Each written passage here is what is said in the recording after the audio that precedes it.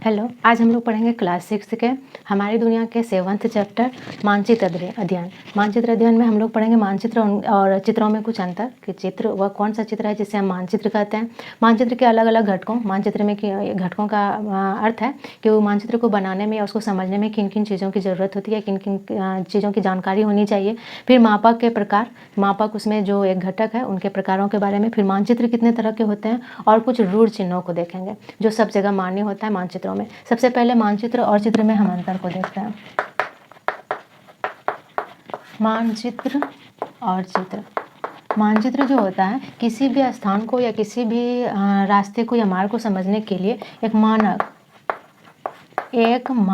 के आधार पर खींचा गया चित्र, इसे हम मानचित्र कहते हैं। मानक के आधार पर कहने का तात्पर्य है कि मानचित्र जो है वो किसी संकेत के आधार पर खींचा जाता है।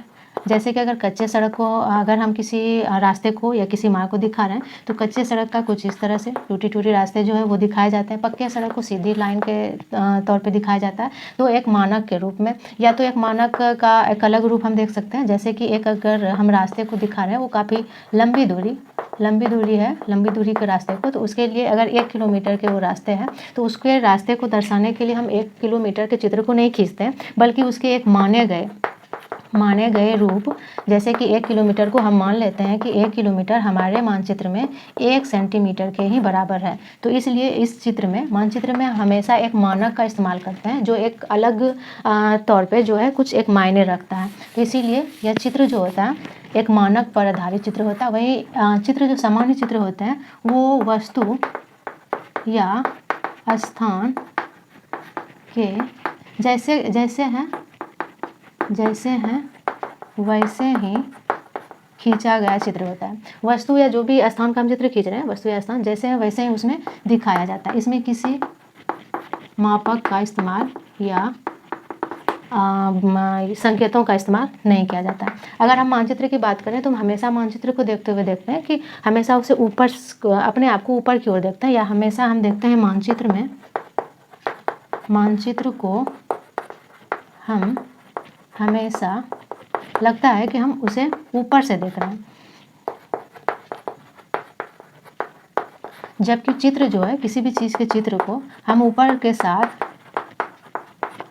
से भी चित्र को खींचा जा सकता है, लेकिन चित्र ऊपर के साथ साथ क्या होता है, साथ साथ उस हमेशा ही चित्र में देखते हैं। अगर किसी घर का अगर चित्र बनाया गया है तो हमेशा देखते हैं या तो हम उस स्थान या उस वस्तु के सामने हैं या किनारे हैं। इस तरह से लगता है कि चित्र के ऊपर से भी हो सकता है, ऊपर से भी हम चित्र को बना सकते हैं, लेकिन चित्र ऊपर के साथ साथ हम उसमें सामने, किसी वस्तु के सामने या जो है किसी किनारे पर अपने आप को पाते हैं।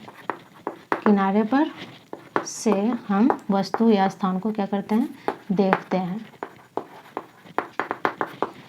तो ये कुछ मानचित्र और चित्र में अंतर है। मानक रूप में अगर हम देखें मानचित्र को, तो जैसे कि 1 किलोमीटर बराबर 1 सेंटीमीटर, जैसे कि हमने मानक रूप में दिखाता है। फिर कुछ संकेत का इस्तेमाल होता है, इस तरह से इसे कच्ची सड़क से दिखाया जाता है। कुछ इस तरह से अगर दिखाया गया हो तो वो घास क्षेत्र को या मैदानी क्षेत्र को दिखाता है। और इसमें जो है किसी मानक या संकेत का प्रयोग नहीं किया जाता है, क्योंकि वस्तु जैसी है नहीं होता है, क्योंकि इसमें वस्तु जैसी होती है, स्थान को दिखाना हो तो वैसे ही उसका चित्र बना दिया जाता है।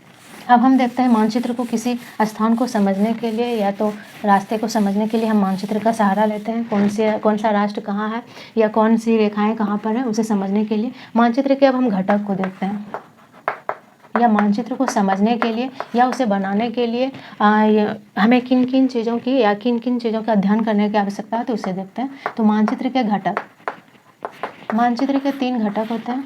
हमें मानचित्र को बनाने के लिए या उसको समझने के लिए उसके कुछ संकेतों को समझना पड़ता है, दिशा का ज्ञान होना पड़ता है या दिशा को समझना पड़ता है, फिर उसके मानक को या स्केल को समझना पड़ता है।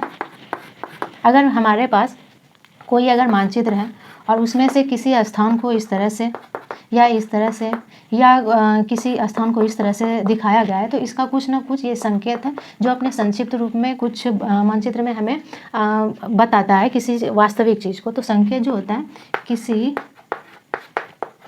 संकेत द्वारा जो होता है मानचित्र में किसी खास चीज़ों या स्थानों को दर्शाया जाता है। किसी संकेत द्वारा मानचित्र में खास चीज़ों या स्थानों को दर्शाया जाता है। या हम कहें कि अगर हमें किसी भी मानचित्र को बनाना है या किसी भी मानचित्र को समझना है तो हमें कई सारे संकेतों का ज्ञान होना चाहिए। जैसे कि अगर इस तरह से संकेत अगर मानचित्र में बने हो तो वह रेलवे लाइन को दर्शाता है, और अगर इस तरह से बनी हुई होती है तो उसे हम कच्ची सड़क के रूप में जानते हैं। अगर सीधी लकीरें खींची गई होती है तो वह पक्की सड़क को दर्शाता है। वहीं अगर इस तरह से कुछ बने होते हैं तो वो मैदानी क्षेत्रों या घास को दर्शाता है। तो इस तरह से कुछ संकेत होते हैं और जो मानचित्र में दिए रहते हैं और उसे हमें समझना होता है, या उसको किसी मानचित्र को बनाते हुए हमें संकेतों का ज्ञान रखना पड़ता है। फिर दिशा, दूसरी दिशा, हमें किसी भी मानचित्र को बनाने या समझने के पहले दिशा का ज्ञान जरूरी होता है, क्योंकि किसी भी वस्तु या स्थान के सही दिशा में स्थिति को जानने, किसी भी वस्तु या स्थान के सही दिशा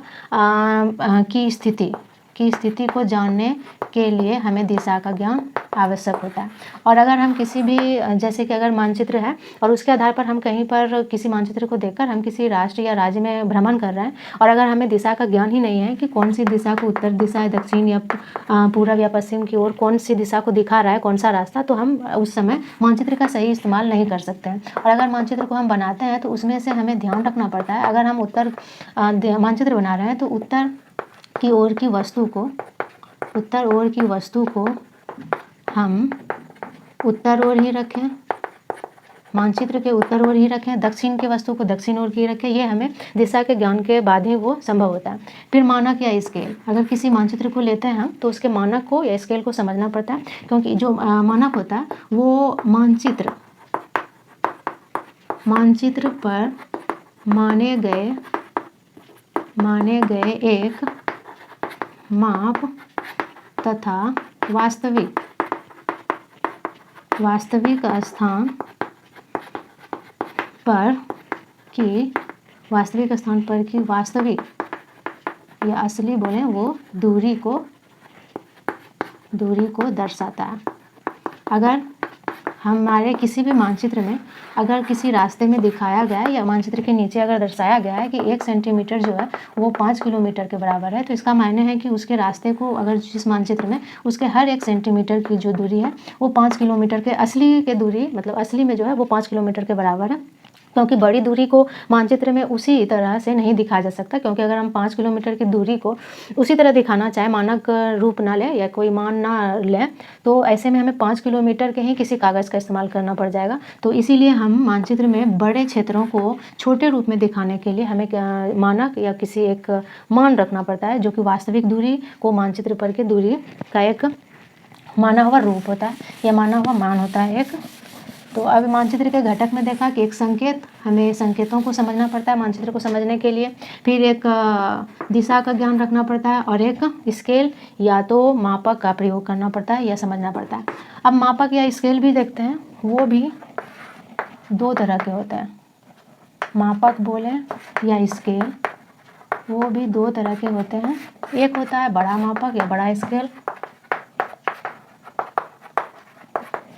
और एक होता है छोटा मापक।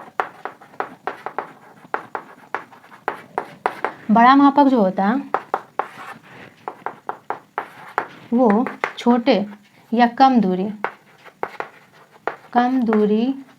को दिखाने के लिए प्रयोग किए जाने वाले मापक को ही हम बड़ा मापक कहेंगे। वहीं छोटा मापक जो होता है अधिक दूरी को दिखाने के लिए होता है, अधिक दूरी को दिखाने या दर्शाने के लिए प्रयोग किए जाने वाले मापक को ही हम छोटा मापक कहते हैं।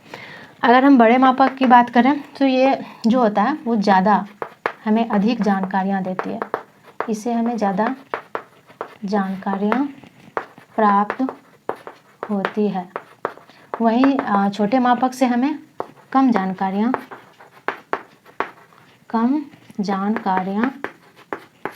मिलती है या प्राप्त होती है। जैसे कि इसमें से अगर हम बड़े मापक में लें कि अगर मानचित्र में किसी बड़े मापक को लें तो एक सेंटीमीटर को इसमें से या तो 1 किलोमीटर या तो 1 सेंटीमीटर बराबर 5 किलोमीटर, ऐसे ही कुछ एक छोटे से माप से एक छोटे से ही दूरी को दिखाया जाएगा। इसमें से अगर हम उदाहरण लें किसी गांव या किसी एक छोटे से शहर या किसी विद्यालय आदि के लिए जैसे ये छोटे छोटे स्थानों के लिए खींचे गए एक मानचित्र होते हैं। खींचे गए मानचित्र में बड़े मापक का इस्तेमाल किया जाता है, क्योंकि एक छोटे से स्थान के मानचित्र को खींचा जा रहा है तो इसमें से हम 1 सेंटीमीटर को कम ही अगर मान रखेंगे तो उससे कम चल जाएगा। और इसमें से एक छोटे छोटे से जानकारी, कई छोटी छोटी जानकारियाँ भी इसमें दे दी जाती है कि कहाँ कच्ची सड़क है, कहाँ पक्की सड़क है, ऐसी कई जानकारियाँ मिल जाती है। इसीलिए हमने कहा कि इसमें ज़्यादा जानकारियाँ मिलती है। वहीं छोटे मापक में देखें तो इसमें काफ़ी कम जानकारियाँ मिलती है और इसमें से एक मान जो रखा जाता है वो काफ़ी बड़े दूरी के लिए, अधिक दूरी के लिए, जैसे 1 सेंटीमीटर यहाँ हमारा 100 किलोमीटर या 1 सेंटीमीटर जो है 50 किलोमीटर, इस तरह से लंबी दूरी या अधिक दूरी के लिए खींचा गया मानचित्र होता है। इसमें यह जो है किसी राष्ट्र या राज्यों, कई राष्ट्रों या राज्यों के लिए खींचा गया मानचित्र होता है। इसीलिए इसमें से जो है वो काफ़ी कम जानकारी मिल पाती है, क्योंकि बहुत बड़े से क्षेत्र के इसमें से जानकारी को पूरी तरह से नहीं डाला जा सकता। इसमें से 1 सेंटीमीटर जो होती है वो असली में काफ़ी ही वास्तविक रूप में ज़मीन के काफ़ी बड़े दूरी, अधिक दूरी को दिखाता है। तो इस तरह मापक या स्केल जो है 2 रूपों में देखते हैं।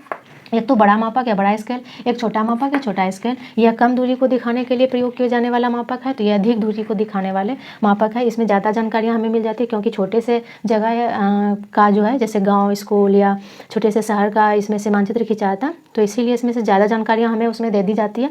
और जबकि इसमें किसी राष्ट्र या राज्यों के लिए मानचित्र खींचा जाता है तो इसमें से उतनी ज़्यादा जानकारियाँ नहीं मिल पाती, छोटी छोटी जानकारियाँ नहीं मिल पाती जितना कि बड़े मापक वाले मानचित्रों में मिलती है। तो इस तरह से हमने बड़े मापक और छोटे मापकों में कुछ अंतर को देखा। अब हम देखते हैं मानचित्र के कुछ प्रकार। मापक और स्केल के प्रकारों को जानने के बाद हम देखते हैं कुछ मानचित्र के प्रकार। मानचित्र को हम देखें तो कई तरह से वो हमें देखने को मिलता है। एक होता है प्राकृतिक मानचित्र, एक होता है राजनीतिक मानचित्र और एक होता है थीमेटिक मानचित्र।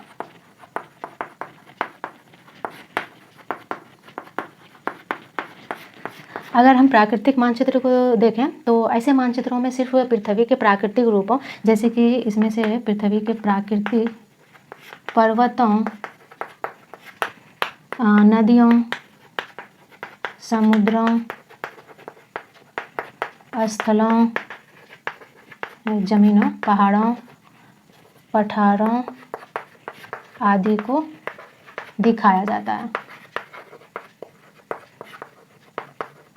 ये है हमारा प्राकृतिक मानचित्र, वह मानचित्र जिसमें से हम केवल पृथ्वी के प्राकृतिक रूपों, जैसे कि केवल पृथ्वी के ज़मीन को देख रहे हैं या नदी, तालाब, पोखर, झील, झरने, तो वैसे हम मानचित्र को प्राकृतिक मानचित्र कहेंगे। वहीं वैसा मानचित्र जिसमें हमें केवल देखने को मिलता है किसी राष्ट्र के सीमाओं को दिखाया गया या अलग अलग राष्ट्रों को दिखाया गया है या किसी राज्य के अलग अलग जिलों को दिखाया गया है, तो इसमें से सीमाओं, किसी राज्यों, राष्ट्रों, जिलों आदि तथा उसके सीमाओं या बॉर्डर जिसको कहते हैं को दर्शाने या दिखाने वाला मानचित्र ही हमारा राजनीतिक मानचित्र कहलाता है। इसमें से सीमाओं को हम देखेंगे या किसी जो कि हम लोगों ने अपने राजनीतिक रूप से अपने पृथ्वी पर जो सीमाएं डाली है उनको दर्शाने वाले मानचित्र को राजनीतिक मानचित्र कहा जाता है। वहीं अन्य कई विशेष जानकारियों से जुड़े मानचित्र को हम थीमेटिक मानचित्र कहते हैं। अगर कोई ऐसा मानचित्र है जिसमें से कि सिर्फ वनस्पति को दिखाया गया है कि कौन सी वनस्पति कहाँ है या कितने वन कहाँ पर है, वनस्पति को दिखाए या वन को दिखाए, या जनसंख्याओं को दर्शाने के लिए अगर कोई जो मानचित्र खींचा गया है वैसे वाले को, या कहाँ पर कितनी वर्षा होती है वर्षा को दिखाने वाले, तो ऐसे में हम कह सकते हैं कि थीमेटिक मानचित्र इन दोनों के अलावा सब अलग अलग जानकारियों को देने वाले सारे मानचित्र को हम थीमेटिक मानचित्र के अंतर्गत रखते हैं, जो अलग अलग जानकारियों को हमें मानचित्र के आधार पर देने का काम करता है। अब हम देखते हैं रूढ़ चिन्हों को। मानचित्र के अलग अलग प्रकार, मानचित्र प्राकृतिक, राजनीतिक और थीमेटिक के बाद हम कुछ रूढ़ चिन्ह को लेते हैं। मानचित्र में हम देखें तो कुछ ऐसे चिन्ह होते हैं जो सभी जगह एक ही तरह के प्रयोग किए जाते हैं या अंतर्राष्ट्रीय रूप से वो मान्य होते हैं, उसे ही हम रूढ़ चिन्ह कहते हैं। रूढ़ चिन्ह, तो हम इसकी परिभाषा इस तरह से लिख सकते हैं। मानचित्र में प्रयोग किए जाने वाले वह चिन्ह, चित्र नहीं हम चिन्ह लिखेंगे, कि मानचित्र में प्रयोग किए जाने वाले वह चिन्ह जो अंतर्राष्ट्रीय स्तर पर मान्य हो, या हम बोल सकते हैं कि ऐसे चिन्ह जो कि सभी जगह जो है स्वीकार किया गया हो, स्वीकृत चिन्ह को ही हम रूढ़ चिन्ह कहते हैं। जैसे कि हमने देखा कि ऐसे कुछ चिन्ह को दिखाया जाता है तो उसका अर्थ होता है कि ये वहाँ पर असली में जो है वो कच्ची सड़क को मानचित्र पर इस तरह से दिखाता है। पक्की सड़क को हमने देखा तो कुछ इस तरह से सीधी समांतर रेखा खींची जाती है, इसका अर्थ है कि उस स्थान पर वास्तविक में पक्की सड़क है। और फिर अगर हम देखें कि इस तरह से काट कर बनाई गई रेखा मानचित्र में खींची जाती है तो उस जगह पर रेलवे लाइन को या पटरी को वो दर्शाता है। फिर वहीं पर प्राकृतिक रूप में हम देखें तो अलग अलग जो है रूढ़ चिन्ह स्वीकार किए गए हैं, जैसे कि जलाशय के लिए, जलाशय में हम महासागर, सागर, नदी, तालाब इन सबको ले सकते हैं कि वैसे चीज़ों को प्राकृतिक जब मानचित्र में दर्शाया जाता है तो वो एक अलग रंगों से दर्शाया जाता है और वो रूढ़ चिन्ह होता है, वो जो सब जगह मान्य है। तो जलाशय को हम नीला रंग से दर्शाते हैं, और अगर हम पठार की बात करें तो उसे पीले रंगों से दिखाया जाता है, पीला रंग जो कि रूढ़ रंग है या रूढ़ चिन्ह है जो सब जगह मान्य है। और अगर पर्वत या पहाड़ की बात करें तो उसके लिए भूरा रंग जो है वो स्वीकार किया गया है या मान्य है वो। और इसी तरह से हम देखते हैं कि अलग अलग मान्य है। मैदान के लिए जो है, मैदान या बोलें कि किसी बड़े क्षेत्र जो स्थल भाग है उसको दर्शाने के लिए हरे रंग का इस्तेमाल होता है या प्रयोग होता है हमारे मानचित्र में। तो इस तरह हमने अपने मानचित्र के अध्ययन में रूढ़ चिन्हों को जाना कि रूढ़ चिन्ह वह चिन्ह होता है जो कि मानचित्र में प्रयोग किया जाता है, जो सभी जगह मान्य होते हैं, अंतर्राष्ट्रीय स्तर पर मान्य होते हैं। जैसे जलाशय के लिए नीला रंग हमेशा इस्तेमाल होता है, पठार के लिए पीला रंग, पर्वत के लिए भूरा रंग, मैदान के लिए हरा रंग। और इसी तरह हमने जाना मानचित्र और चित्र में कुछ अंतर को। फिर मानचित्र के घटक जो थे कुछ एक संकेत थे, एक दिशा और एक मानक रूप, जो कि वास्तविक दूरी को हमारे मानचित्र में एक मानक रूप में मान लिया जाता है। ये एक मानक या मापक या स्केल कहलाता है। और मानचित्र के प्रकार में हमने देखा कि एक राजनीतिक मानचित्र होता है, एक प्राकृतिक होता है और एक होता है थीमेटिक जो अलग अलग जानकारियों को देता है। फिर रूढ़ चिन्ह जो कि अलग अलग चिन्हों या रंगों द्वारा हमें अलग अलग जानकारियाँ देता है। तो इस तरह से हमने हमारी दुनिया के चैप्टर 7 मानचित्र अध्ययन में मानचित्र और चित्र में अंतर और अन्य कई सारी जानकारियाँ, स्केलों से जुड़ी हुई जानकारियाँ, रूढ़ चिन्हों को जाना। तो मिलते हैं अब अगले चैप्टर के साथ अगले वीडियो में।